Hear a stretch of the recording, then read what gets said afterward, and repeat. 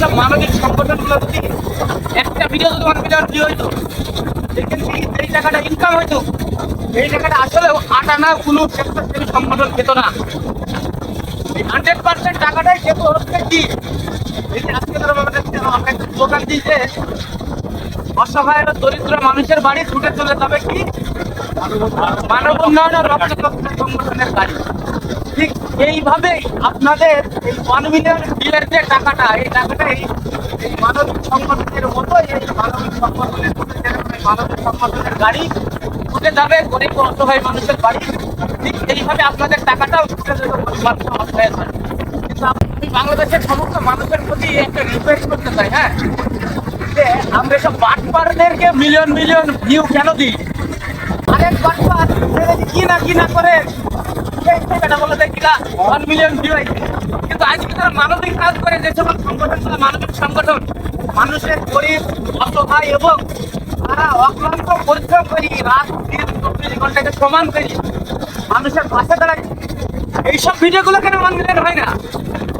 আসলে আমাদের নজরের চোখের ডিস্টার্ব, আমরা মনের শান্তিকে পছন্দ করি কিন্তু আত্মার শান্তিকে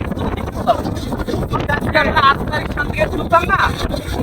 অবশ্যই সব মানবিক সংগঠনগুলো যদি একটা ভিডিও যদি 1 মিলিয়ন ভিউ হইতো, যেখান থেকে এই টাকাটা ইনকাম হইতো, এই টাকাটা আসলে আট আনা কোনো স্বেচ্ছাসেবী সংগঠন পেত না। 100% টাকাটাই যেত হচ্ছে কি, এই যে আজকে ধরো আমরা একটা দোকান দিয়েছে, অসহায় দরিদ্র মানুষের বাড়ি ছুটে চলে যাবে কি মানব উন্নয়ন ও রক্ত সংগঠনের গাড়ি। ঠিক এইভাবেই আপনাদের এই 1 মিলিয়ন ভিউয়ের যে টাকাটা, এই টাকাটা এই মানবিক সংগঠনের মতো এই মানবিক সংগঠনের গাড়ি ছুটে যাবে গরিব অসহায় মানুষের বাড়ি।